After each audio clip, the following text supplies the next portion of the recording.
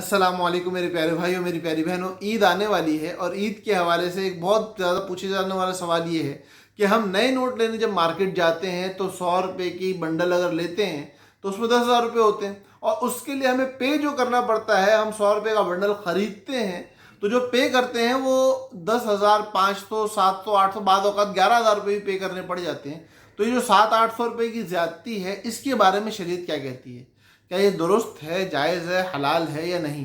اور اگر نہیں ہے تو اس کی جائز صورت کیا ہو سکتی ہے؟ کیا اس کے پیسے کے وصول کرنے کا کوئی جائز راستہ ہے بھی یا نہیں ہے؟ کیونکہ ہمارے ہاں تو اللہ کا شکر ہے، ہمارے دین نے ہمیں راستے دیے ہیں چلنے کے لیے۔ تو بھائی دھیان سے پوری بات سنیے گا۔ دیکھو، بات یہ ہے کہ ہمارے پاس جو معاملہ ہے پیسہ دے کے اس کے عوض پیسہ خریدنا، تو اگر اس میں کمی زیادتی ہوگی، ایک ملک کی کرنسی ساری کی ساری، چاہے بڑا نوٹ ہو، چاہے چھوٹا نوٹ ہو، چاہے چلر ہو، وہ سارے کی ساری کرنسی ایک جنس میں شمار ہوتی ہے۔ تو یہ یاد رکھیے گا کہ جو بھی اوپر رقم لی جا رہی ہے، 1,000 روپے کے بنڈل کو لے کے یا 500 روپے کے بنڈل کو لے کے یا 100 روپے کے بنڈل کو لے کے، وہ سب کی سب شرعاً ناجائز ہے، حرام ہے، جہنم میں لے جانے والی ہے۔ اس سے بچنا لازمی ہے۔ وہ جو ایکسس اماؤنٹ ہے وہ سب کا سب سود ہے۔ پہلی بات تو یہ ہو گئی۔ اب اس سے بچنے کی صورت اور تدبیر کیا ہوگی؟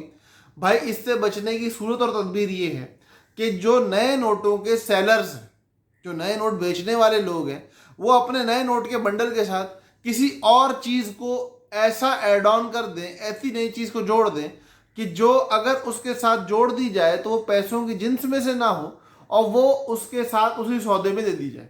مثال کے طور پہ آپ میرے کو 11,000 روپے دو تو میں آپ کو 10,000 روپے کے نئے نوٹوں کا ایک بنڈل دوں گا اور ساتھ ایک پین دوں گا، اور یہ پوری چیز میں 11,000 کے عوض آپ کو دے رہا ہوں گا۔ اب وہ پین 10 روپے کا، 15 روپے کا مارکیٹ میں، وہ 10-15 روپے کا پین کی جو ویلیو آپ نے چارج کی، وہ 1,000 روپیہ چارج کی 10,000 روپے کے عوض۔ تو اگر اس طرح کرو گے تو شرعاً یہ معاملہ جائز ہو جائے گا۔ یہ معاملہ ناجائز کی صورت سے نکل کے جائز صورت میں آ جائے گا۔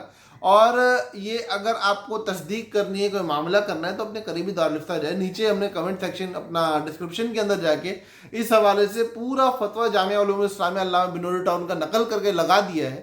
وہ بھی اگر آپ دیکھنا چاہیں تو دیکھ سکتے ہیں، اور کسی اچھے مفتی سے، اپنے ارد گرد اپنے مسجد کے امام سے جا کے معلوم کر لیں کہ یہ نفع لینا شرعاً ناجائز ہے اور اس کی جائز صورت یہ ہے۔